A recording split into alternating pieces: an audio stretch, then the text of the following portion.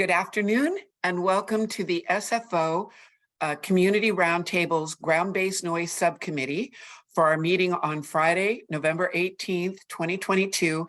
And it's from 1 to 2:30, and I apologize, I do have to leave directly at 2:30, so hopefully we will finish today. Next up, I just calling to order, and I am joining us today, our staff, Kathleen Wentworth, our Roundtable Coordinator, Angela Montes, our Roundtable Administrative Secretary, and Jean Rendell, our technical consultant from the firm of HMMH. We also have with us Lisa, I'm going to horribly butcher your name, Aozasa? It's Awazasa, but Awazasa. yeah, that's great. My apologies. Awazasa, just the way it looks. Lisa Awazasa, our Deputy Director of Planning and Building Department with the County of San Mateo, and Linda Wolin, our Senior Legislative to Supervisor Pine. And I believe we also have, I hate to think of it as our very last meeting with Brian Perkins from Congresswoman Spears' office. Welcome and thank you for joining us. Kathleen, is there anyone else I should recognize? I know I see Bert's name on my notes here. I didn't know if you were recognizing or I am, but I will recognize Bert Granong from SFO's Noise Office. Kathleen, you're on mute. Thank you.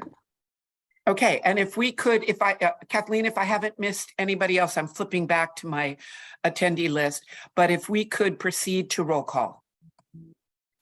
You have missed no one else, so roll call is Chair Schneider. Present. Member Royce. Present. And Yay. Member Hamilton. Present. Quorum Thank is you, Member established. Royce. We just kind of got rid of some of the beginning stuff while we waited for you. I appreciate that. I'm sorry here. I'm a little. No, not a worry.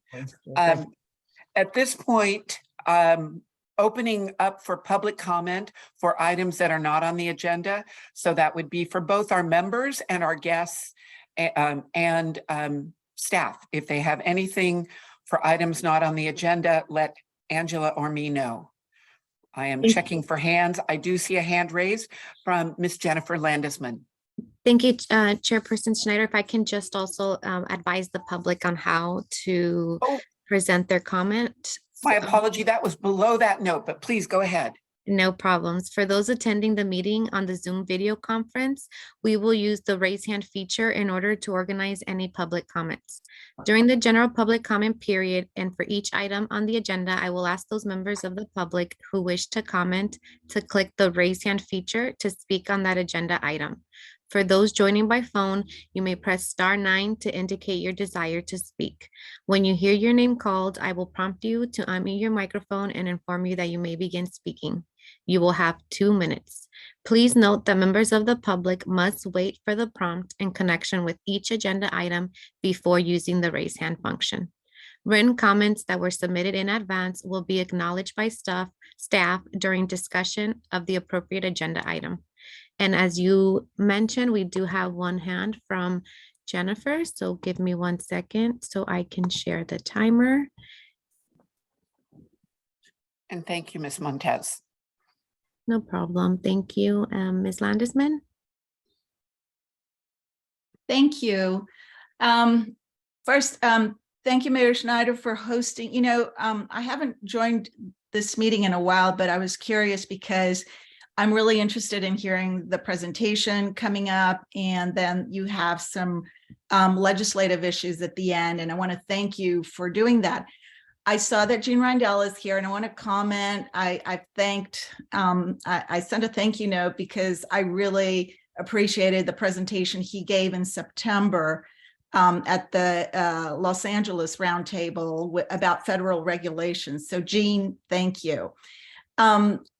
I just wondered because it seems like some of the that the FAA already has planned have become common knowledge amongst, for example, you mentioned during your presentation that you were at an industry conference or a conference, and the FAA shared that they will be changing things, that they're already changing things for their noise policies. One of them is to merge the part when to merge airport and perhaps airspace NEPA. And I was curious, you mentioned that in passing, but I just wanted to see if in today's meeting, if you can share some of the things that are public knowledge that have already been shared to sort of help us understand where the FAA may be coming from or doing regarding some of the noise policies going forward.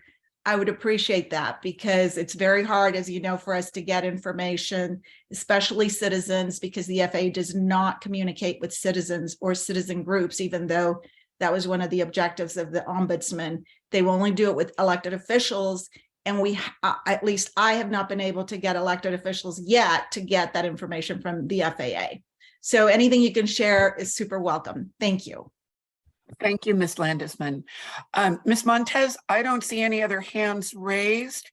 So with that, I am going to close public comment for items not on the agenda and move to consent calendar, which includes item 1, the resolution for adopting findings for remote meetings.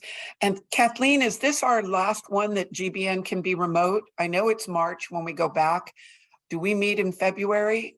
I know we're planning on an in-person, but at any rate, we've got the Brown Act remote meeting resolution on consent calendar. This may be the last one, but I'm not sure that we have finalized the dates for the first quarter of next year yet. Yeah, my understanding, the executive order ends the end of February, so March 1st.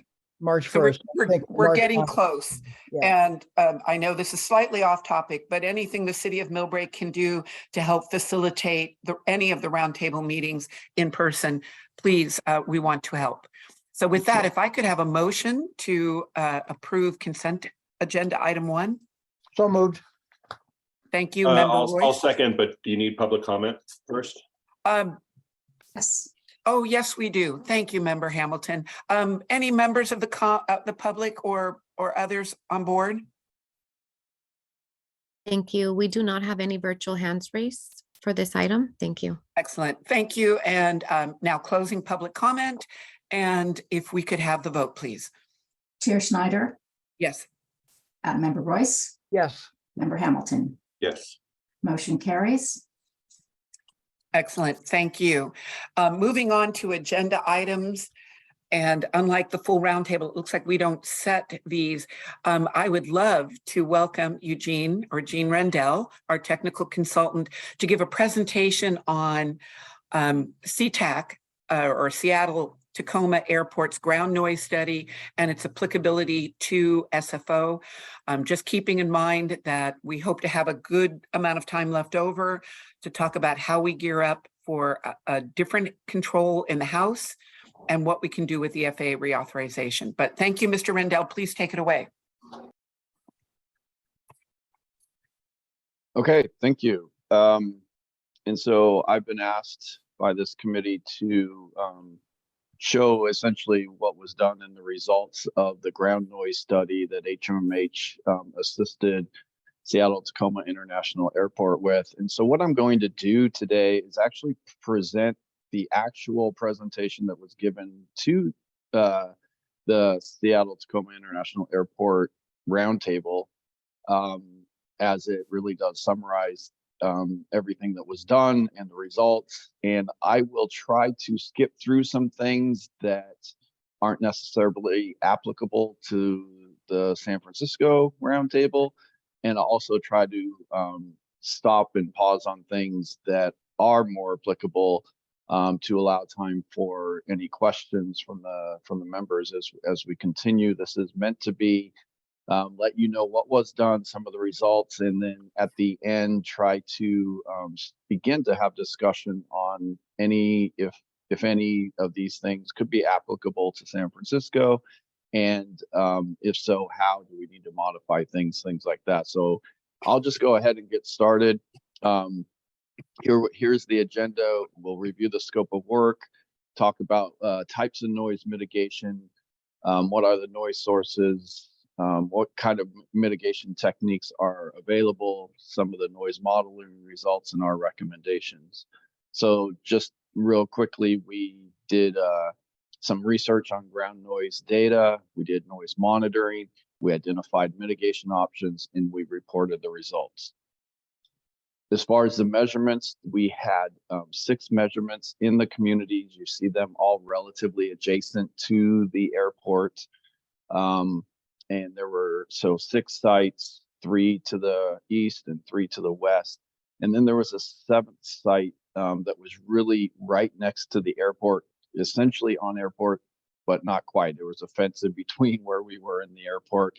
And that was to get some source noise level on reverse thrust. And so you can see that we picked these sites to try to measure ground noise from taxiing, the engine run up, start and takeoff roll, and the thrust reverse. So the mitigation techniques, according to Part 150, are changes in airport layout, isolate run-ups, install barriers, restrict operations, and land use controls. I want to make a note, as you see there, that with the passage of the Airport Noise and Capacity Act of 1990, Congress mandated that the FAA put together policy, and their policy ended up greatly restricting an airport operator's ability to put noise and or use restrictions on. So the restriction operations would have to then follow with the Part 161.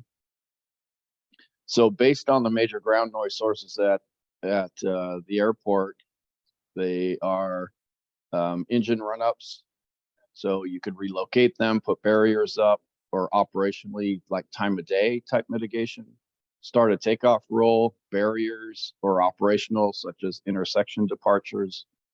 Reverse thrust upon arrival, and that's all operational. Seattle does have a policy to request operators not use thrust reverse upon arrival during the nighttime hours. And so we looked into that a little bit more. Taxiing, operational, such as one engine taxi, queuing. There's a FAA is working on a program for sequencing that would keep aircraft at the gate until they know they can go directly to the gate, not have to stop and just get to the end of the runway for takeoff. That's not quite operational yet, so we'll talk about that. And then auxiliary power unit and the use of that. Seattle is working on, and I think San Francisco already has the request that the operators switch to ground power. Seattle's working to make sure all their gates are electrified so that they can allow for that to happen. So the mitigation for start of takeoff roll options we looked at and analyzed were the installation of noise barriers and implementation of intersection departures. And then we also, while we didn't analyze it, another thing that's not on here, which you'll see in our recommendations, is actually a rolling departure for start of takeoff roll. So those are the things we looked at. And in terms of a barrier, there wasn't a lot of places to put a barrier. I need to minimize something on my screen here. Give me a second. So you can see one of the places out in the community, which is the most adjacent community to the airport with residential properties or noise sensitive properties, is in that area there where it looks like an upside down or sideways L.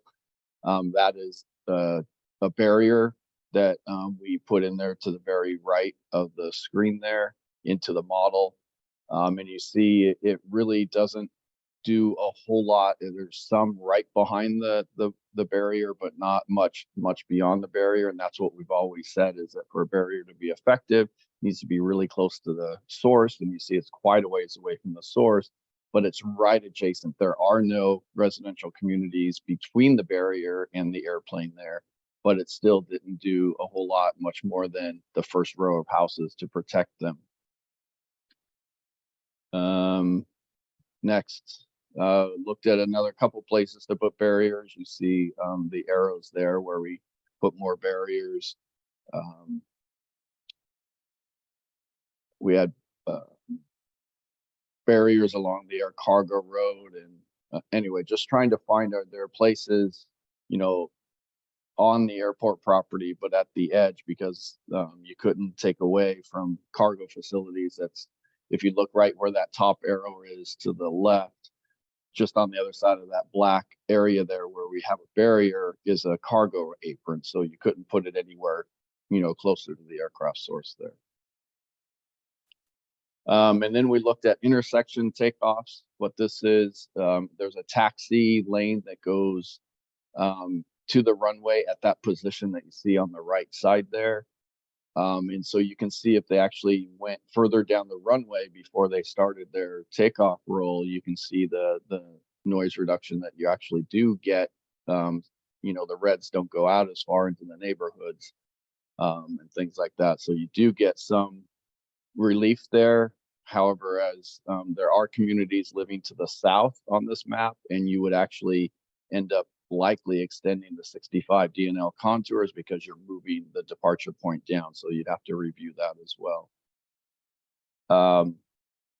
And so this is with a barrier as well as the intersection takeoff. And again, just not much change there. You've even moved the source even further away from the barrier.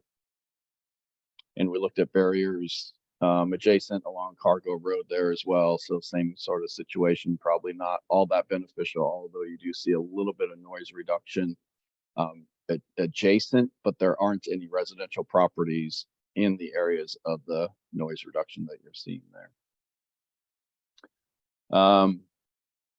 Then we looked at going the other way, same sort of thing. No difference there, just showing that, if you moved it further away from the community noise levels are obviously less. Now looking at potential mitigation for taxi, we just looked at the use of single engine from the gate to the runway. And so you can see there, this is much quieter. You're not seeing all the colors going out into the communities, but you do see that there is a narrowing of the noise using just a single engine. And rule of thumb is that if you go from 1 or 2 engines down to 1 engine, that's a 3 decibel reduction, just because you had 2 sources of equal noise, and now you have 1 source of the same noise. And so you get a 3 dB reduction, which is pretty much what's being shown there. So potential mitigation for run-ups, looked at noise barriers at the run-up pads. You could possibly do a 3-sided barrier known as a run-up enclosure, but there is no room for such an enclosure on the airport itself. We looked at relocation of run-up pads and operational measures. So what we did here is just try to change the location of the run-ups, the existing run-up. You see the airplane to the very northeast of the airport there, and then moved it to the center between the 2 western parallels. Then there is room there to do a run-up. However, that aircraft position would limit the mobility of the other aircraft that are arriving and departing the airport and where they could taxi, whereas where the airport is in the existing location is completely out of the way because all the aircraft are going down to the south to depart. And then upon arrival, they wouldn't go up into that area to do their taxiing. They would taxi down and cut over. So it's totally out of the way, where this would be in the way on one of the taxi lanes. But if they could do it, you can see that the noise levels are much lower out into the communities, and all the red is really essentially staying on property.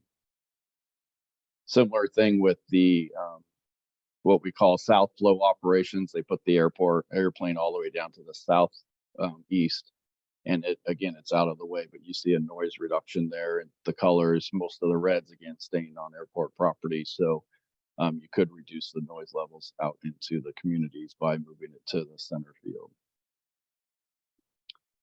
We also looked at, okay, what if you kept it there, but you turned the aircraft so that the jet blast was going more towards the runways than out into the communities. You do see a little bit of a noise reduction out there in the community, especially to the east.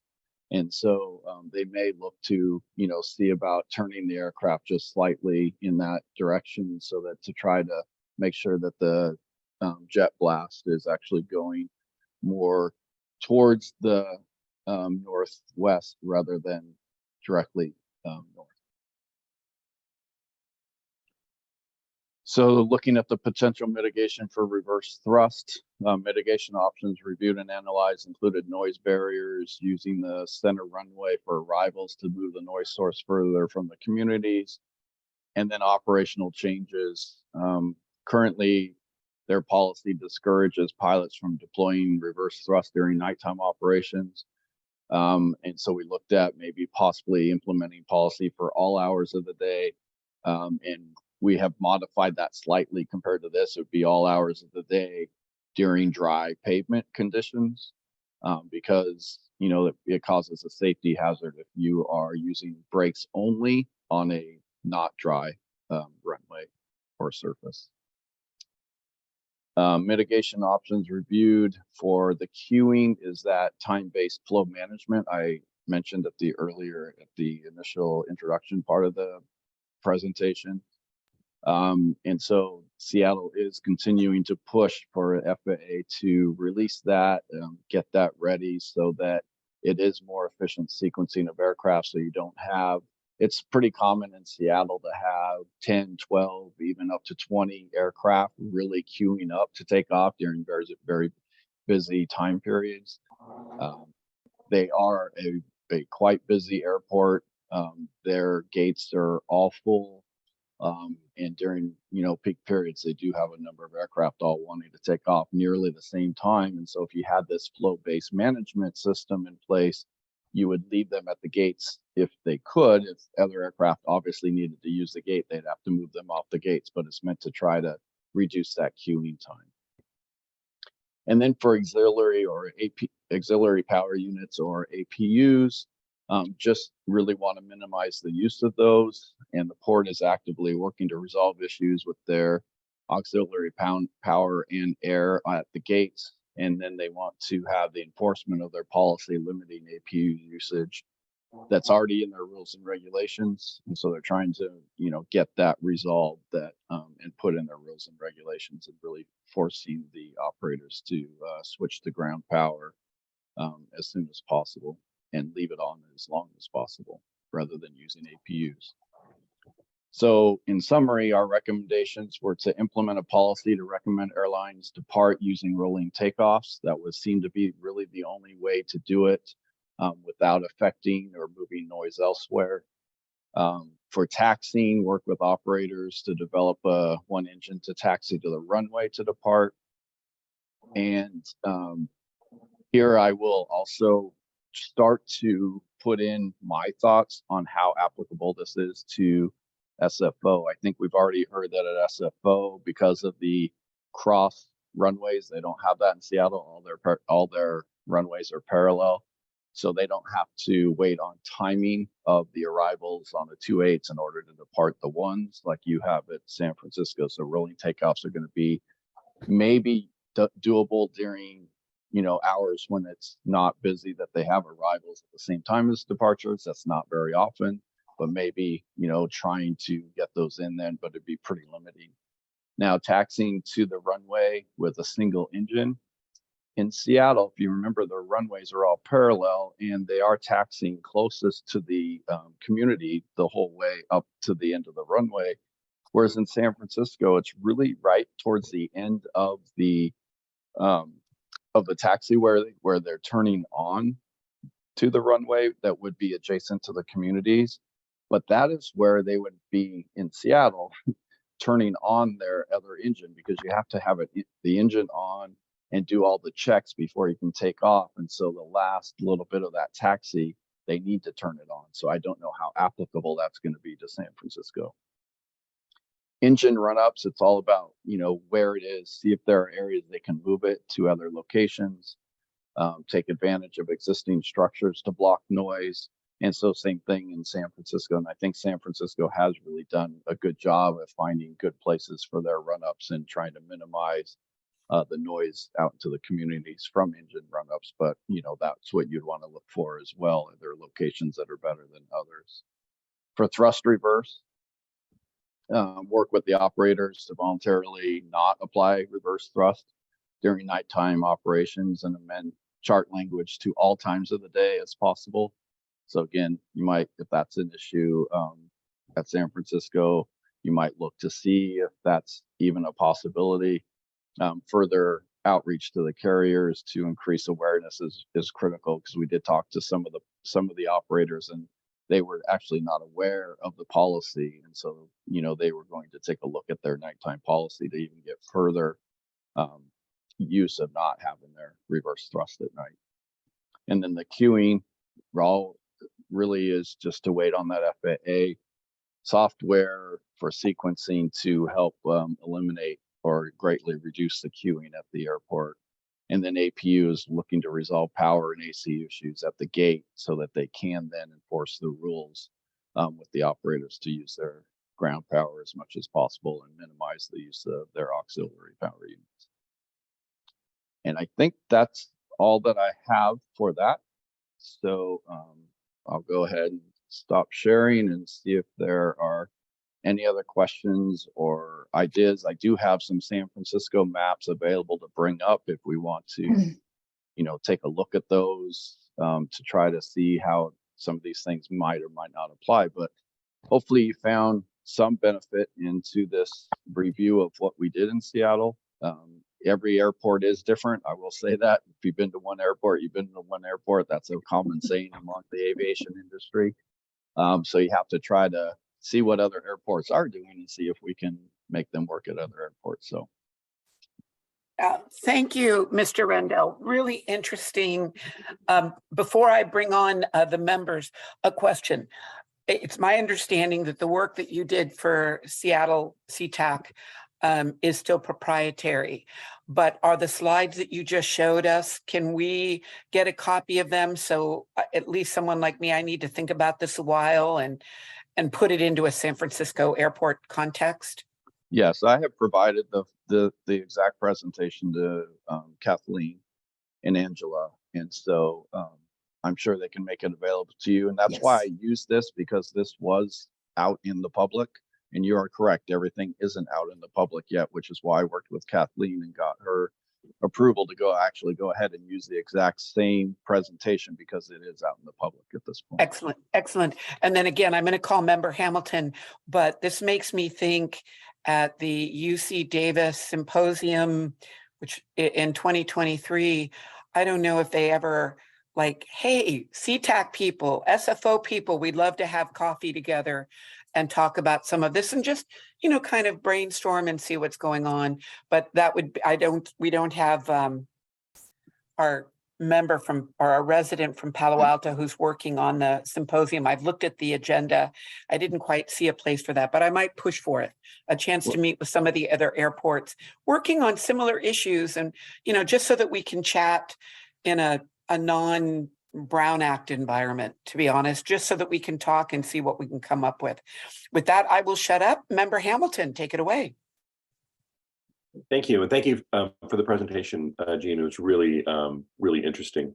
And you're right. I mean, every airport is different, but there are certainly some parallels we can draw. I think it's going to be helpful for us to, not necessarily expend effort where we're not going to get good results, like perhaps with barriers, just seeing how ineffective they can be. Starting a takeoff roll partway down the runway obviously makes sense. What the study revealed, that yes, it removes noise from neighborhoods behind the runway, but it extend that noise contour for neighborhoods past the end of the runway. So obviously wouldn't be a good mitigation for 28L or the 28 runways for us, but when we're taking off over the bay, maybe it is a good mitigation for runways 1L and 1R. And the time-based flow management is very interesting. I've traveled a lot in and out of Seattle, and the comments you made about it are actually all spot on. That airport is terrible in terms of their being overcrowded gates, and everybody seemed to depart at once. So I'm certain that Seattle can benefit from that, and maybe maybe San Francisco can as well. So thank you very much for the presentation. You're welcome. And yeah, you had, I thank you for your comments, because it means that I did explain things well enough, and I'm not always sure that gets across. But yes, certainly on the ones, moving it down the runway, you wouldn't have the effect of making the CNEL larger out into the bay, obviously. So. Thank you. Member Royce. Yes, thank you. Whoops, my mute. Yeah, I'm good. Thank you very much, Jean. I appreciate it, and I appreciate hearing the results of this study and your comments on its applicability or lack of applicability to SFO in different areas. As I understand it, a couple questions though. Your second to the last recommendation, that was the queuing. Is it dependent on FAA software, or is there something else? Did I misunderstand that? No, Do we well, have the it's technology right. in place today to do it? No, it's the FAA is actually working on that program. I forgot the name of it. It's a sequencing program that they would use to release the aircraft from the gate and have them go to the runway, because they know by the time they get there, it'll be ready for them to take off. Rather than sending them out there, having them all wait in line, and one at a time they go, and as Tom Hamilton said, he's been to Seattle, so you do know that you can be waiting in that queue for up to a half an hour. I've been out there a half hour myself. So that it's just trying to get you to leave the gate at the right time, so that you then just go right out to the runway and take off. But you need a sequencing program in order to do that. So that's in process, and It is being developed. Yes. And did you say that was not a major problem at SFO, or they've already? No, I did not. I did not say whether it was or it's not. I know that I've also queued at SFO. I don't think as long as I did in Seattle by far, but no, I think there is queuing that occurs in San Francisco, and so this could be something that would benefit San Francisco as well. It would benefit most major airports, because most of them have queuing. Yep. Yeah, no, logically, it would strike me as being a positive, not sure to what extent, but clearly a positive. Is there a timeline on the development of this software? Are we talking about 6 months or 6 years? It's hard to say with the FAA. What it is in development. It's been in development for a few years now. So I wouldn't be surprised if it was out in a year or two, but I also wouldn't be surprised if it was 4 or 5 years. It just, they need to make sure it works before they implement it. And so I haven't heard whether it's even being tested somewhere, and usually they'll test it somewhere before they fully implement. So. Well, that may be, I'm intrigued by that. That may be a comment that we ought to provide something to FAA indicating our support for accelerating that process, because of the recommendations, that seems to have some applicability. Obviously, the barriers, as Tom alluded to, and you said earlier, we had looked at those before, and they don't seem to be applicable to us.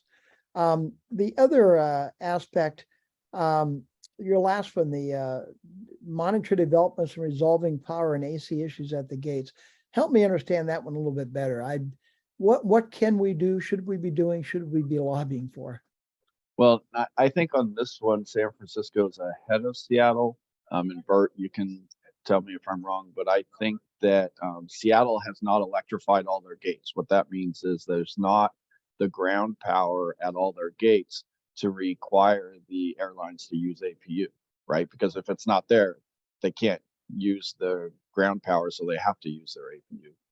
And I do think that at San Francisco, most, if not all, of the gates are electrified at this point. Am I right, Bert?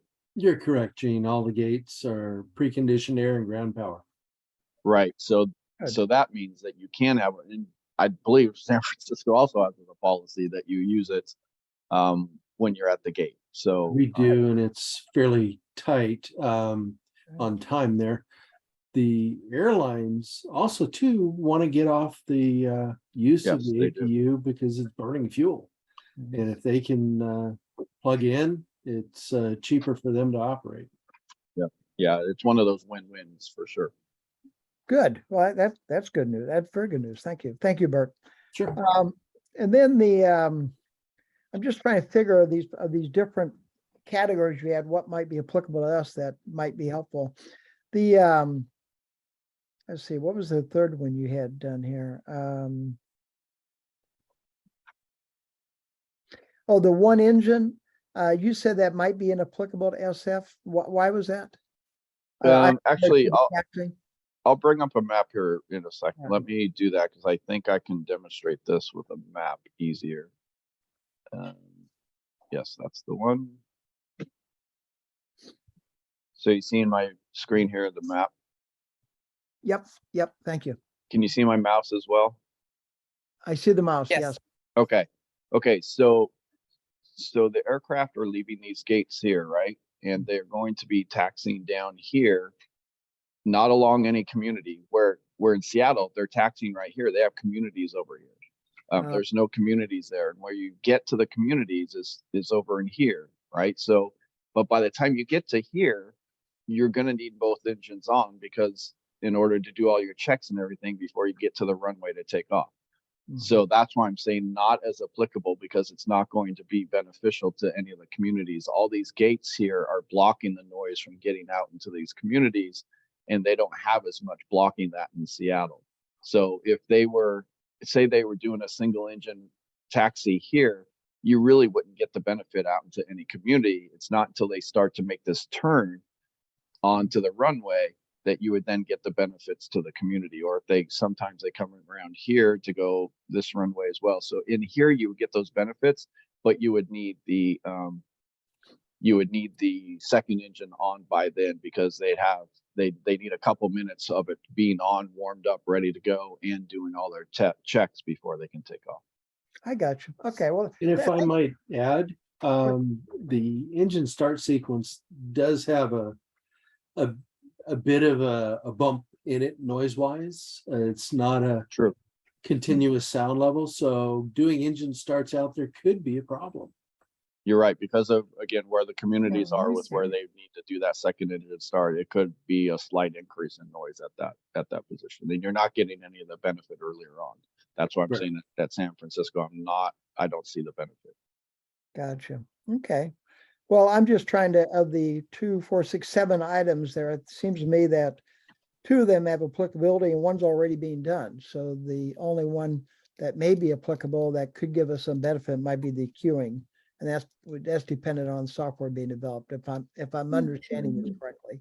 I think the other one was the one that Tom Hamilton hit on, just to move them down further the runway before departing. But the runways are a particular length, because some aircraft need that full length for departure. That's why the runway length exists, right? So some aircraft wouldn't be able to go further down the runway before starting their takeoff roll, but you could evaluate that and determine what aircraft could actually do what we call intersection departure, and not go all the way to the runway. But as you might not have noticed, in Seattle, their main departure runway is the one closest or furthest to the east. And that's the one that is their predominant departure runway. And so, they could do intersection departures because it's their longest runway on the airfield. And, but you already have your longer ones being the 2.8s, and anything that's heavier are already taken off those. So you do also have a shorter runway than they do at Seattle. So again, less applicable than it would have been at Seattle, but it's not beneficial to Seattle necessarily anyway.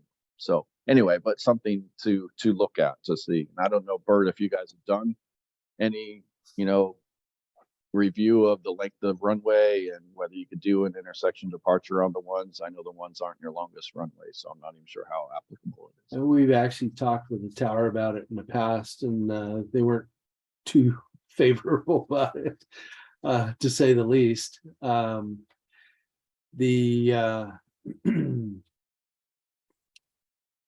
I'm fine with revisiting it. I have no problem there. Newer aircraft these days mean better performance, so that is helpful there too.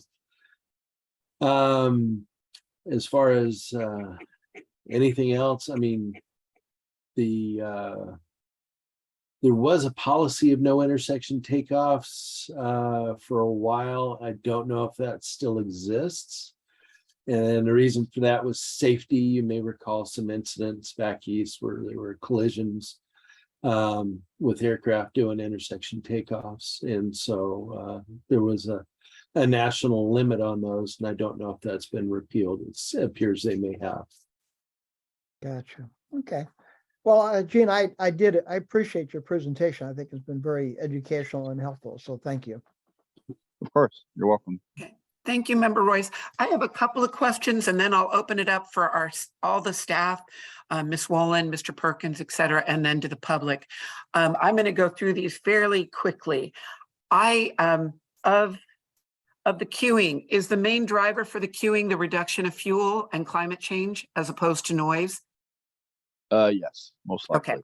Okay, that would be my guess on that. I like the idea of queuing. If you were to pull your map back up, the queuing that could help, and of the neighborhoods in Millbrae that Kathleen has already pointed out, Marina Vista, which is not near the ends of one, but it gets most of the gate noise from the international terminal and to the new portion of Terminal 1. So kind of close to where the 101 interchange into SFO is. So if there's a little bit of queuing work that could be done there, that's a possibility of a savings on that, on there. So it's not completely, no, bring your cursor down the other side, the south end of the international terminal. There you go.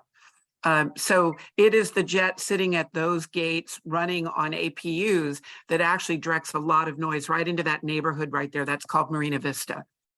Yeah. So maybe something in the queuing, definitely something in the APU could have some incremental savings. Maybe the running of just one, I never thought of a jet moving down a taxi point on one. The pilot must have a fun time holding it on course. I've never flown. I mean, I've never been a pilot, so. It's not an issue, yeah. Okay, not an issue. So, I mean, that's one area that maybe, you know, and if we look at incremental reduction in noise, I know the human ear needs 3 decibels, but maybe between a menu of activities, there might be a little bit of advantage to that neighborhood on that. So the APU. Bert, I thought that they had to do all their instrument testing while they were at the gate, which is why they had to go on jet power at the gate. But now I think I heard, but correct me, that they do, or maybe they do a second set of instrument checks before they start their roll down. No, Bert's right. I mean, what you would want is them to, what the pilot wants to do is do all their checks at the gate before they depart the gate. Yes. They wouldn't be able to do them all if you did a single engine taxi. You would also need to then repeat those checks for that second engine when it starts. And so that's why in this area too, I'm going to say it's not as applicable. And if they're queuing here, it's probably just getting their last instructions from the ground tower to let them go and go ahead and go out. I don't know that there's a lot of queuing that could happen other than just waiting for their clearance to get out to the runway. So that brings me to the third issue, right where you had the cursor, Gene. Yes. I think right there, there's a fence, there's some tree planting, there is the hotel. But and I'm not a huge fan of inert-based sound walls, but maybe that is one place where, I don't know, can we model sound walls there? Will it simply just be picking up that noise and dropping it out of Marina Vista, but over into downtown Millbrae? I do strongly believe that the hotel itself with that arch collects that noise and shoots it off towards City Hall. But I think, you know, whereas I believe we can't put a sound wall at the end of, or the beginning of runway 1, the end of 19, because of reverse flow arrivals and departures. So we need the airplanes, can't put a wall there. So the only walls per se are blast gates at that end. Yeah, so this is the area that you're thinking here? I mean, it's something, I mean, is it something worth modeling? We could model that and see what the reduction would be from the engines as they're taxiing down here.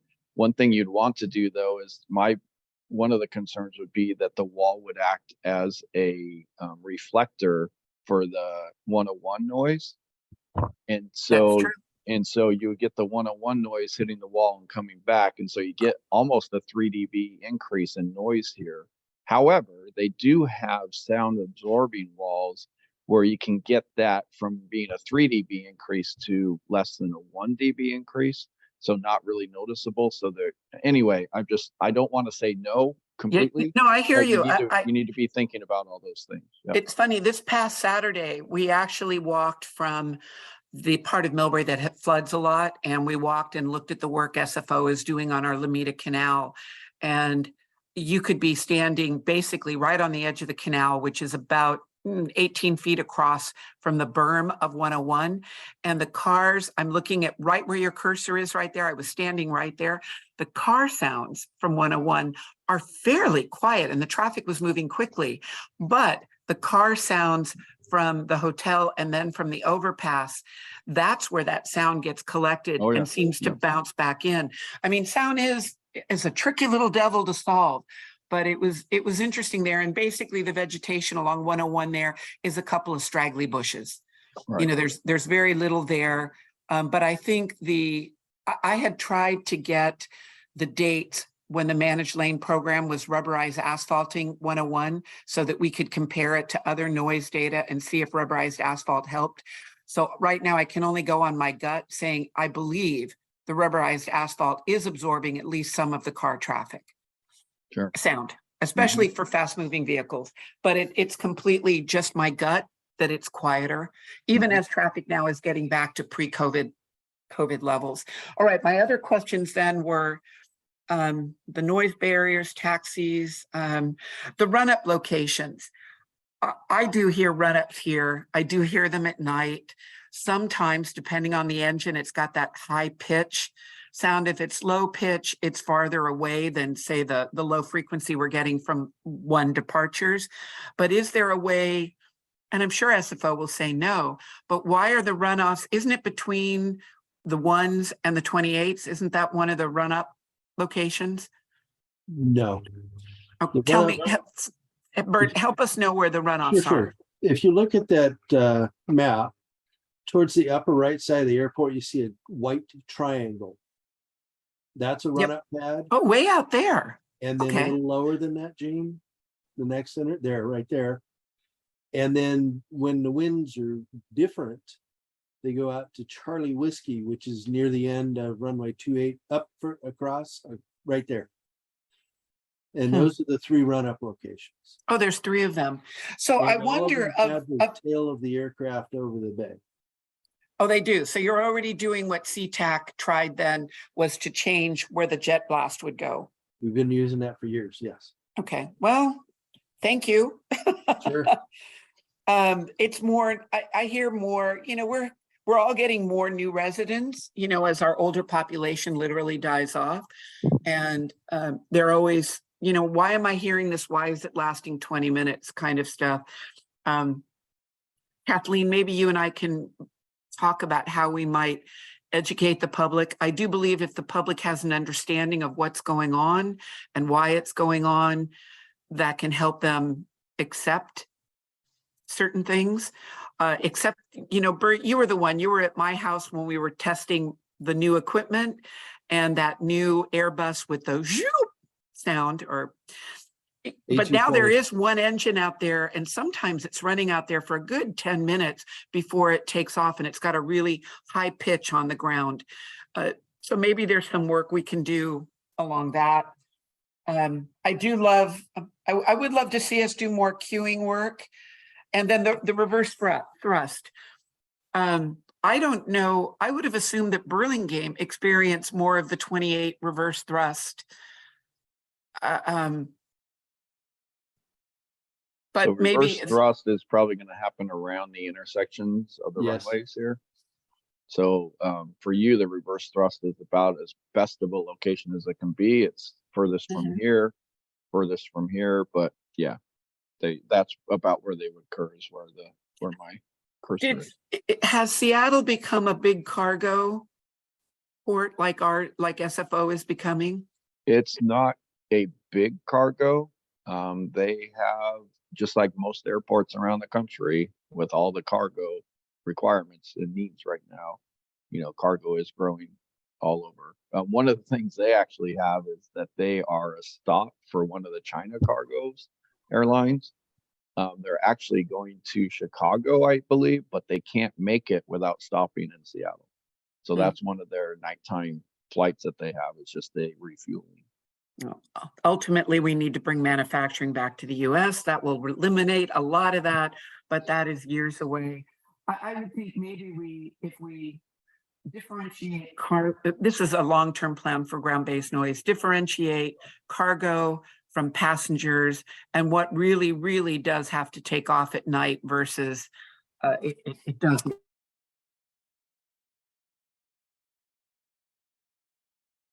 I think we lost Ann. And Okay, My cat stood on. Lost you again. Okay, I'm chattering away. Now I've got it. Sorry about that. Cat stood on keyboard. Opening it up to staff and then opening it up to public. Any comments on Jean's presentation? A little bit of hope, maybe a little hope taken away, but thank you so much. It gives us new things to look at and think about. Actually, and one thing I would say is that, all the easy stuff has been done. You can see that they have the, run-ups out as far away from the community as they can, just about, all the, if it was easy, it probably would have been done by now. So we're not left with an easy job for sure. But yes, there are some opportunities. And as you say a lot, and if we can just take a little bit here, a little bit there, eventually it'll add up to significant change. So you just reminded me in the queuing thing, maybe it won't help us on noise, but every time we reduce jet fuel consumption, we are helping with the microparticulate issue and the other pollutants, which depending on the wind direction or no wind direction is hitting our neighborhood. So, I mean, there's a wind, it's just not a win on noise. And reducing PM is a big win. So, I mean, I will admit to that.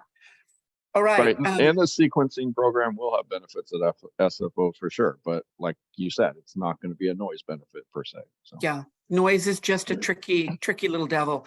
Mr. Perkins, Ms. Wallen, any questions?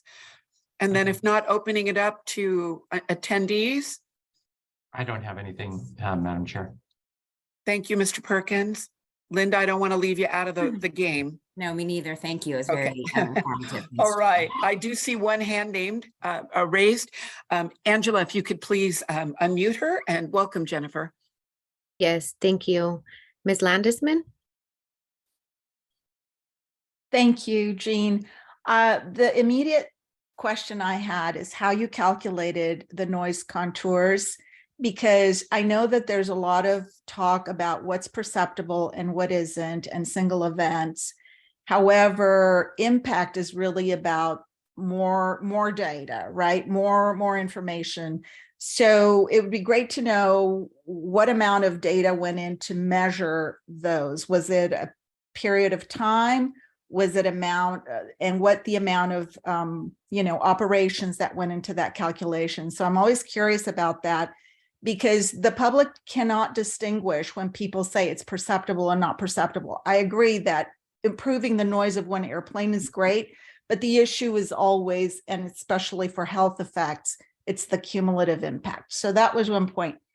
On time-based flow management, that was actually the original promise that we got 7 years ago by the former president of SFO. And I've been really confused about this issue because at a recent meeting just this year, actually, when the FAA was present, somebody said that time-based flow management is already at SFO. And then there is, terminal sequencing and spacing, and that's an extension of TBFM. I think this is a really good issue to actually get a grasp about, because it can absolutely impact noise issues. It should be measured, and the public should be aware of where the software is being deployed, at what stage it is, because it really is confusing if we have been told one thing and then all of a sudden it's, it could be referring to one part of the software and not another. So I would just encourage a lot more focus on this, because it is extremely impactful for noise. Thank you. Thank you, Ms. Landesman. Last call for members of the public on comment. Again, I see some names I'm not as familiar with. We tend to be a little more casual at the subcommittee level. So, and it's a lot of new terminology. If you're new, don't be shy in asking questions. So with that, one more call, closing public comment, bringing it back to the members. So next step, Kathleen, do we think we could do a report definitely by the December roundtable on any potentials out of this? It was 6 things from Seattle, right, Jean? 7. Seven. If we could get those and see which ones might be possible for SFO, including, and Member Royce, you already caught it. I think the queuing program is definitely something we should have in our ledge package. Even if it's not going to help with noise, but it's going to help with air pollution, that's a win on that. And I think given that San Francisco's got a lion's share of the green fuel out there, it'll help make that fuel travel farther on that. And maybe some of the APU stuff, and maybe just the APU stuff at specific gates on that. But I have been in a long queue at SFO from the United Terminal all the way around and around and around on that. So if we can shorten those queues, that seems like a good thing. But Kathleen, what do you think our next step should be? Madam Chair, I think it might be a bit ambitious to expect to do a report by the December 7th meeting, only because just a report out. I'm sorry, report out. Certainly, we can give you some notes that we can do a report out. Absolutely. Okay. Yeah, just on what we heard today. Sure. And if there were 1 or 2 things that we want to pursue into our next agenda item, which is what we want the FAA to work on. Yes. And I'm hoping that Member Royce was taking notes for that category. And if we're all okay with that, and then Jean, if CTAC ever releases the data, the full report, we're all amateurs in this, so it takes a little bit of reading or a second or a third reading, and then you helping us through the technical aspects. But if we could read that, if they're willing to share, that would be lovely. All right, I will let you know when I find out when it's in the public. Very good. And if it can't, I mean, different entities consider proprietary information I might not consider proprietary, but they do, and that's the nature of the beast. So. Okay, closing this agenda item and moving to agenda item number 3. This is discussion on the use of portable noise monitors in ground-based noise data gathering. And again, Jean, this is you. And we've got you at 20 minutes, but do you think, Al, how much time do we need to get you what you need for FAA reauthorization? Well, I think you laid it out very well on the agenda. So I think I'd just like to get some public comment and member comment on it. So I don't think it takes a long time. Jean, if we can try to keep this in at around 15 or 20 minutes with comments, then we've got enough time for the FAA reauthorization. Thank you. Go ahead, Jean. Madam Chair, I sorry. might just indicate that I think you had some introductory remarks that might set the basis for where we're going from there. And then I think with a discussion to follow, I think was how we planned for Jean to sort of moderate a discussion. Okay, and I think when we talked about this last week, we had the spectral, so basically a modeling study done, but we haven't ground verified it. So that's what I mean when I talk about using the portable noise monitors to try to verify what the spectral analysis study might have done. So to gather noise data behind the airplanes taking off and other ground-based noise, gathering noise data as the low frequency noise is traveling uphill. Is it really concentrating? Is it getting louder? Is it dissipating or attenuating? Things like that the monitors could help us with. And then to gather noise data to be prepared if the FAA changes the standards for the types of metrics used or the minimum required to meet the evolving standards. And with that, I would add that at our prep meeting last week, Jean mentioned that SFO is unique in that most airports use quite often both directions of their runways. And we only use, and I may be putting it in my own words, we only use runway 19 for arrivals and runway 1s for arrival or opposite. We only use them on bad weather days, and then they tend to get ignored. They get averaged into the data. So we are unique in that other airports are getting that low frequency noise included in their contours, but we are not, because those runways are not constantly used in both directions. Runway 1, runway 19 on that. So, and then finally, formulate a request to the Portable Noise Monitoring Placement Subcommittee to ask for some use of the portable noise monitors. So with that, Kathleen, am I ready to give it to Jean? Yes, ma'am. For him to help us facilitate a discussion on where you want these monitors and how we decide that, and then how we could go about consolidating that into a request. And maybe that's a multi-part meeting discussion.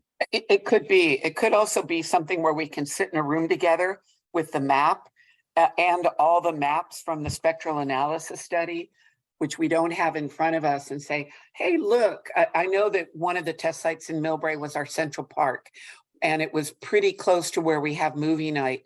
So I have been there on our movie nights when these really odd airplanes take off right on top. And that's when I'm wondering if those are overflights on there, because it's not a normal pattern. But Jean, how can we take the spectral analysis study then and figure out where we should be putting in, should my city invest in additional noise monitors? If they did and fed the data to the airport, would it overwhelm their capacity? Should we rotate the portables if the Title 21 monitors are not going to be used for a NEAM? Do we have to have backup monitors for a NEAM? That kind of discussion. Yeah, so as I think we talked about earlier, I guess it was last week, Bert, I hate to put you on the spot, but this should be relatively simple. You did state earlier that you were going to have the capability of measuring A weighting and C weighting with your monitors. And I think one of the first steps I would recommend is getting that data for the monitors that you already have in existence to help us determine what we learned from that and where else we might want to measure. So if you could give an update of that capability of the A and C weighting. Sure. As far as the C weighted goes, it's going to be C weighted and NEAM data. And as far as the system itself, we can always grab the raw data and the duration data and calculate out for any site. That's always there, the 1 second data. But it's not 1 second in all frequencies, or is it? It is, yeah. Oh, okay. So unweighted 1 second data. Correct. Okay. And you have that currently at all your monitoring sites? I want to say yes. I'm not 100%, but I think we do. Yes. Anyway, we could sit down at some point with your vendor as well, if need be, and figure out what we could get in order to do an assessment of the noise at the monitors that exist today. And you said it's using a NEAM. What do you mean by that? Do you just mean the non-Title 21 sites? Well, originally we weren't doing a NEAM on our Title 21 sites, but right. We got more and more curious. So I did ask them to go ahead and start doing that. And that was very recent. So you're doing both at those sites? We should have both. Yeah. Yeah. Okay. I just wasn't clear what you meant by a NEAM, or use of a NEAM. So thank you. So I'm thinking that we figure out what monitoring sites that exist today we would like to take a look at some data, get with San Francisco, try to acquire that data, and either HMMH or San Francisco, and it's probably going to have to be HMMH, do some the frequency analysis on that to determine. And we don't need to do a lot of data. This is really, we just have to find good events that we believe are good events and do the analysis on those. And that will help us, I think, determine, okay, where do we go from here? What have we learned from that? And then it's not going to show necessarily how the noise propagates up the hill, because we know it propagates up the hill differently than what the FAA's model currently does. However, the FAA is working on the next major release of AEDT. It will be AEDT 4. It's supposed to have increased sound propagation that would include that type of terrain. It currently doesn't, but it may with the release of 4. That's yet to be seen. But without that, we could do some measurements that would, and it wouldn't take long term either. You just strategically place them for even a week or two, and you can get a lot of data for that as to how the noise actually propagates up the hill. Agreed. So maybe, Madam Chair, we want to set kind of like a first 3 steps in this process, so we know what we have to kind of get organized by your next meeting. I think that's a great point, and let's just make sure that we're all on the same page on goals. Number 1 is to begin to collect data that can be used in the FAA reauthorization, that at least for SFO, the way they're drawing the contours is not including some noise that they should be including. Is that a fair way to say that? Well, I would From an say it that way. I From think an advocacy that way. position. Yes, I think that is your goal, but I think the goal, in my opinion, is to assess the noise that is behind start of takeoff roll outside of the contours, and how does that noise differ from what's currently inside the contours, to document the differences. And I'm looking at Al, and I can see he's writing away. Al, to me, this is how it folds directly into the legislative committee and the FAA. So I can take that right now, Jean, because I don't have, I would love to have the hard data and say, yeah, what I hear at night, I don't care. To be honest, I don't care so much during the day. It's really the midnight to 3 to 4 a.m. And then sometimes now I'm waking up at 6 because I have contractors coming in, but it's really that 11 p.m. to 3 p.m. that wakes Sure. you up on stuff like that. So, and that goes back to what I think Sam Hindi is at. If we can look at the things that are most impacting human health and use that as our argument with the FAA. So I like that. And then the other goal would be to just get some hard data, some real numbers for what's here that the spectral analysis suggests is happening. And the third one, Bert, you had wanted to move Millbrae's 8. I know you had talked to me about wanting to move it onto the Burlingame border, and I was pretty not willing to do that. And I know in times past, we talked about one of the monitors in Burlingame and one in Hillsborough, but I'm wondering if another goal of this is, are those existing Title 21 or not monitors in the right place to capture what's really happening? And that could go for San Bruno too.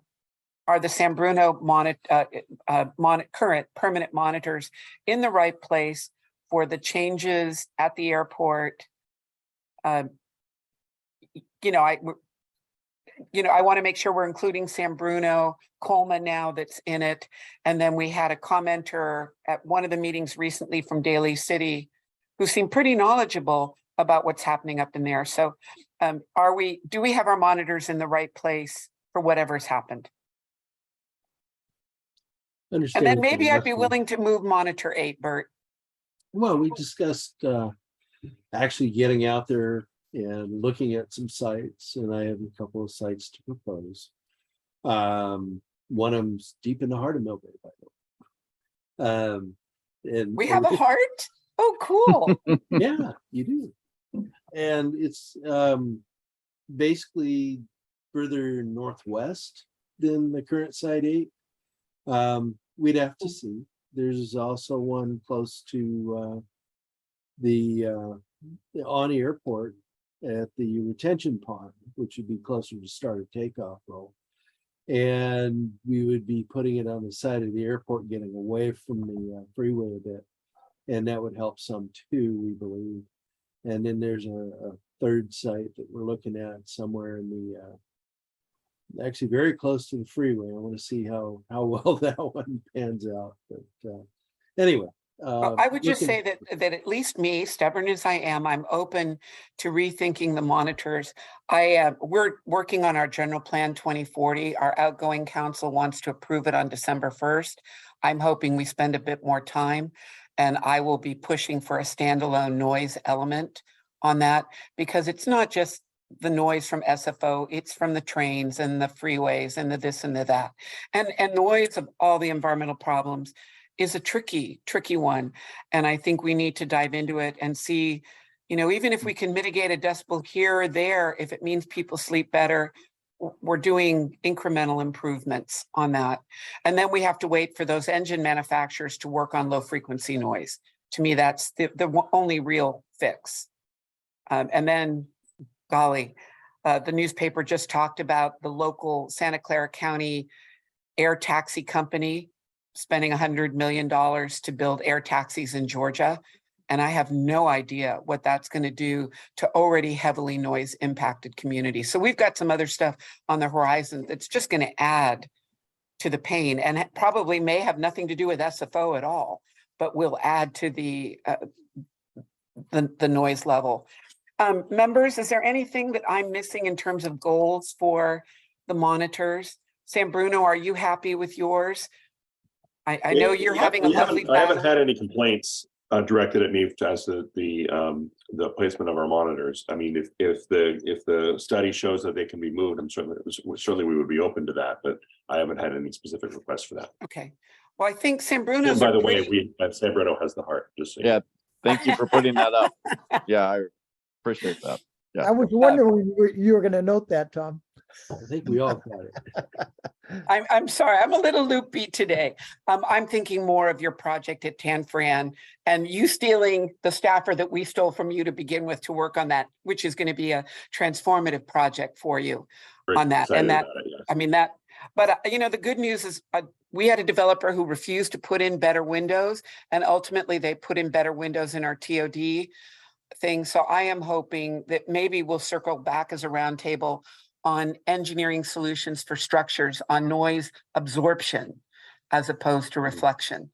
And we haven't talked about this for a number of years, Jean, right? It's been probably 4 years since 5 years talked about materials, and if material science has moved along at all.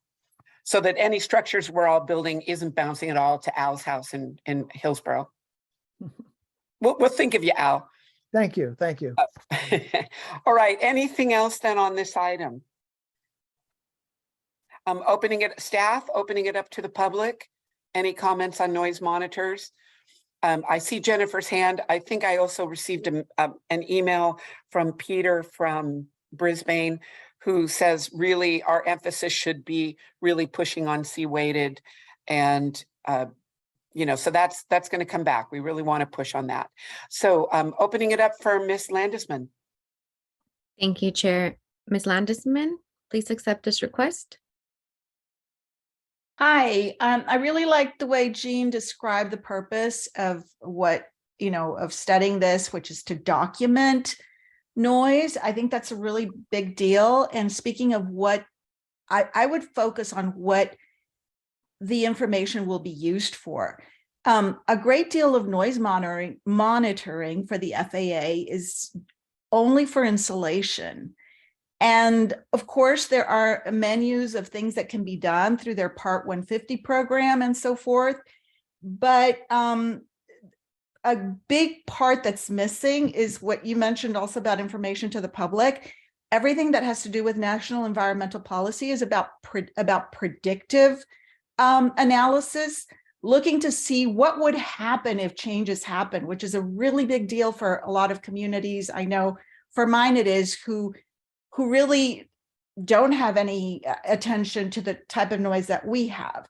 So I would just, focus on that. And also for the legislative side, which is that, all of this information, whether the FAA has metrics, what's the point? If it's maybe it would be great in order to fund barriers and all of that. So maybe that's it. But I think that with everything you do and study, there should be a point to it and what it is that the FAA will be funding or able to do about it. So that may kind of flow into the legislative side. Thank you. Sorry. Thank you, Ms. Landesman. And I just see here where staff prepared some really lovely words that I'm going to use to kind of close our portable monitors, that there may be some limitations on gathering ground-based noise data using the existing permanent noise monitors, that I've noted in my area that it seems, it doesn't just seem like it gets louder, you can feel it getting louder as it travels up the hills in our area. I'm about a third of the way up the hill where I live. And then if the FAA ever decides to use the data from the Neighborhood Environmental Survey to update their noise metrics, we should have our data sooner to inform a discussion with the FAA. Also knowing that ground-based noise metrics can help us advocate for changes in the FAA regulations and laws. So Kathleen and Angela, thank you for preparing that. I read the top section, I didn't get to the bottom section, but those are, I hope, help us as Jean works on that next set and what we will report out at the December roundtable.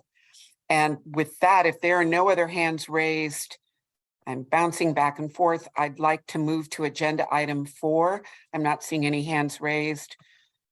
And agenda item 4, sometimes it is easier sitting in a podium because you print more stuff out. I would like to recommend that we discuss as appropriate recommendations to the Legislative Committee on what to include in advocacy dealing with the topics we've talked about today, or if Member Royce, as Chair of Legislative Committee, needs more information to help him do his work, let's finish off our meeting with that. Okay. Well, thank you, Chairman Schneider. I think you laid it out very well in ABCDE, laying out exactly some of the thoughts around what we should include in our letter as relates to ground-based noise. And so I'd be interested in any feedback from Brian. I see he's got your hand up. Great. I was just going to ask if you had any feedback on it, and from any other members or staff. I'm particularly thinking item number 1 is probably the most important, candidly, because you got to create an awareness acknowledgement that there's an area that's not been adequately studied and does have an impact on noise and on health, and the ultimate on health.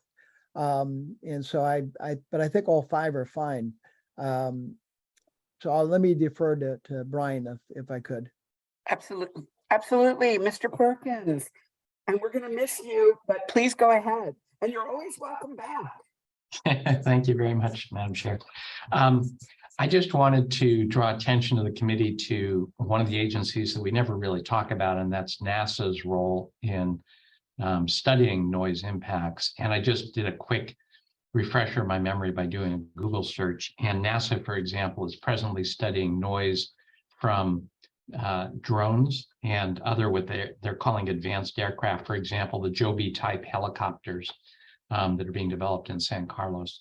So as you're focusing, I noticed the agenda mentions the FAA for all sorts of obvious reasons, but I think you also need to do a little bit of a background check on whether the NASA would be another one to look to for Congress to perhaps fund additionally so that they could expand the research efforts. And then the other thing that I noticed that's not there, and maybe it doesn't have to be, but I'm ignorant of what's being done overseas, with respect to ground-based noise or any other kind of noise research. And I always think it's good to remind Congress, I guess, that there are other standards, other types of regulatory regimes that handle noise differently. And so you probably want to add to it an effort to make Congress, or actually the FAA, report back to Congress solutions that have been developed in other communities. I'm not thinking that there's going to be some sort of magic bullet there. I think if there was something that was profound, that we would have already heard about it. But, if you don't ask, you don't know. So that would be my recommendation. I also think that your membership in the National Noise Advocacy Group, I guess I think it's a good thing, but I do think that that group should probably be asked to be a little bit more I don't know if the word's aggressive, but a little bit more sensitive to the need to reach out in advance of their advocacy and to actually get specific items that are of concern from your roundtable, among others. Maybe I get the impression, just having watched their presentations a couple of times, that they're probably driven by historical relationships and not necessarily by this relatively new one with the SFO roundtable. So I hope you work a little bit on them to be a little bit more sensitive to SFO related, because as someone said earlier, if you've seen one airport, you've seen one airport. So if their mindset is, gee, we're all about Logan and we're all about JFK, that's going to have derivative impacts for you folks that are beneficial, but not necessarily be focused on circumstances at SFO. Those would be my comments. I think thank you, Mr. Perkins. That's really lovely. I had basically what was an almost one-on-one with the National League of Cities lobbyist on transportation. And I think we're going to try to bring it to the roundtable, because their number one goal for the National League of Cities is the funding sharing between the airlines and the airport operators. So really, in their list of things that airports have problems with, noise was pretty far down in the list of 5 goals that I think she listed out to us. And that would be good for the full roundtable. I know you were talking about the group called Noise on that. So, but also keep in mind that NLC has that. And I get NASA emails mainly more because I'm trying to do some remote sensing LiDAR stuff here in Millbrae to try to find what's underground in our wetlands area. So NASA's doing a lot of work with that, but I hadn't thought about them for noise. So Jean, is it within our bandwidth to look at NASA noise stuff? Yeah, I think it is. I think there are things out there that NASA is doing that is public knowledge. There's also things, that they haven't published yet. Until it's published, it's like anything else, not quite available. But we do interact with NASA quite a bit at HMMH. So I think we could try to find out, the things that are reportable that they're doing that we would want to be made aware of and kept in the loop. Thank you. I have one request, Jean, and it came from our prep meeting last week when you said SFO is unique in that, we don't use our runways in both directions. But I know I'm not articulating that very well. Is there a way to phrase that for the legislative committee to make them understand that other airports using both directions of the runways are incorporating low frequency noise within their noise contours, but because of San Francisco's unique situation, it is not? That's what I took away from what you said. I'm not sure if I got it completely correct. Maybe it was hopeful or wishful thinking, but how can we get that to Member Royce for our letter to the FAA and to Kathleen? Yeah, and just to be clear, I was going to correct you before, but I'll do it this time. It's not that the low frequency noise is or is not accounted for. It's the fact that when you depart over the runways, if you would depart the 19s on a regular basis, the CNEL contour would go out into those areas that you're experiencing that low frequency noise. So that's different than than them ignoring the fact that we're getting it from the backblast. Okay. Right. Okay. So it's not a low frequency noise issue. It's an issue that the contours would be there if you departed the 19s. It's because it's a single direction runway that you're not getting those contours to go over there. So the big picture is that the FAA is still only looking at noise from planes in flight and not what's in back. That's not entirely correct either. They're still measuring what's in back. What I'm saying is that currently the way that they develop those CNL contours or DNL contours is that it doesn't go out as far into your neighborhood as it would if you were departing on the 19th. Less noise out in the community. Yeah, I hear you. I hear that, but I will tell you, if we had our next meeting in Bayside Manor, and the 3 houses on Nandina that are within the 65 contour and the rest that are not, and how you cannot talk during the day, let alone what happens at night. I'm usually not out there at midnight. I should go spend some time out there, but it simply, if we had the portable noise monitors testing that, it would not, the data should show that that just isn't true.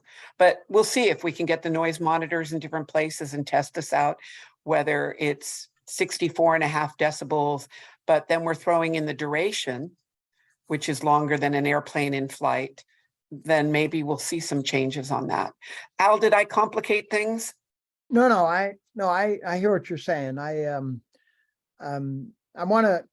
think the comments we've got down make the most sense because I think they're specific to what we're trying to bring awareness of ground-based noise, and we're trying to give some specificity of what we mean by bringing awareness to it. And so that's at least my thought around it. And I think we're doing that. The other categories, by the way, I think those are probably not for this letter, but maybe something we pursue in a different in a different way in a different venue. Okay. But would like to do so. I mean, we've already reached out to National League of Cities. We've got a relationship being built with noise. NASA's not one that's come up on our radar screen. So that's helpful. I do know from a foreign perspective, what I've seen is a much higher focus on the impacts of noise, particularly around health, than we've had in the US. They take it one step further and don't view it as a noise. They view it as a health risk. And you look at some of the stuff they've done, it's been based around that premise. I think that's fabulous, Mr. Member Royce. Maybe that is something that we really start pushing, and we push noise and NLC to be pushing it too. Yeah. Okay. So I appreciate that. Thank you. With that, if there are any other questions from members or staff, opening it up to the public. Any questions on legislation? And mainly just for the public, legislation won't get to meet, the LegCom won't get to meet again until January or February. When? January. So we just wanted to have a chance to help the legislative committee be ready for however the House will move the FAA reauthorization in the new year. Yeah. So I think I saw Jennifer Landisman's hands go up. Yes, thank you, Chair. Ms. Landisman? Thank you.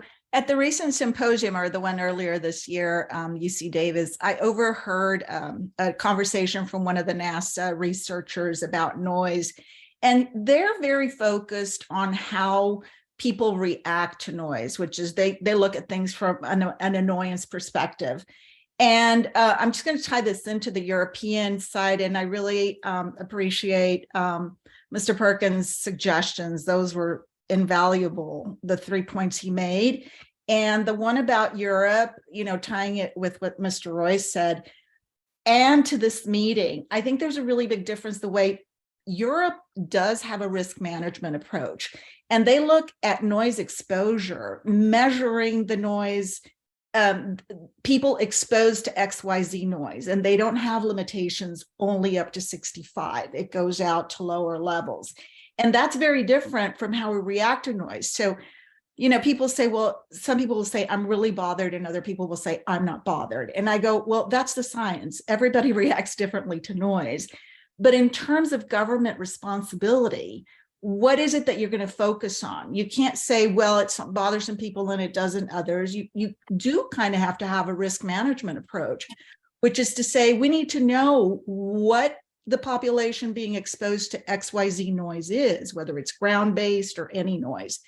So I think clarifying all that may really refine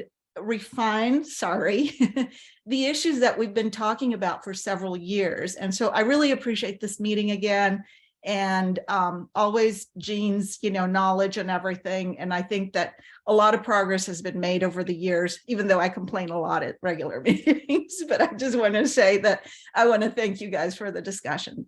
Thanks. Thank you, Ms. Landisman. Seeing no further comments, closing the public comment place. We are I have to go put my shoes on, but I want to wish everyone a very, very happy and safe Thanksgiving. And Mr. Perkins, you have for my 7.5 years being on council, always been there for me, for the city of Millbrae. You need to know that our whole entire airport, our neighborhood called Airport Park, is so indebted to you and so happy with the work that SFO is doing on Lomita Canal, that you were single-handedly, you helped us with that, and how grateful we are and how much we are going to miss you as you go off in retirement. Mr. Perkins has told me he and his wife hope to actually have time to travel. Oh my gosh. But we will miss you. We will of course miss Senator. See, I want to promote her, not lose her. Representative Spear, and that you gave us Kathleen Wentworth. So we don't typically close this way, but I want to close in your honor, Mr. Perkins, and in the Congresswoman's honor. And we will miss you, but don't be a stranger. Any other comments for Mr. Perkins on his last ground-based noise meeting? I would only echo what you said so articulately and so well. Brian, you've been a real friend of SFO overall and of each of the committees.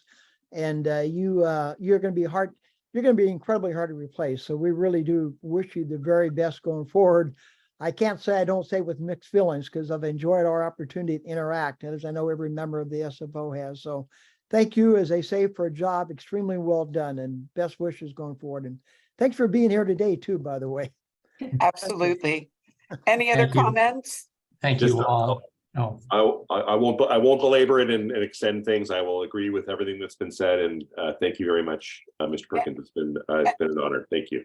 And I'm sure I come from the swim coach world. Brian, if you could give the Congresswoman a big hug from us, my city manager, we're just grateful, and best of futures to you. thank you all. And at that, I'm sorry, Brian, did you want to say anything else? Just thank you. And I don't mind stepping out and having Kathleen Wentworth step in. It's like, and I don't know anything about sports, but it's like having a lame professional player leave the field and then having someone who's finally fit get back onto the field as a substitute. So I really enjoy watching it happen. Thank you all. Absolutely. Couldn't be happier having Kathleen with us. With that, happy Thanksgiving. Be safe. And we are closing the meeting at 2:34. Thank you, Ann. Bye, everyone. Take care, everyone. Thank you.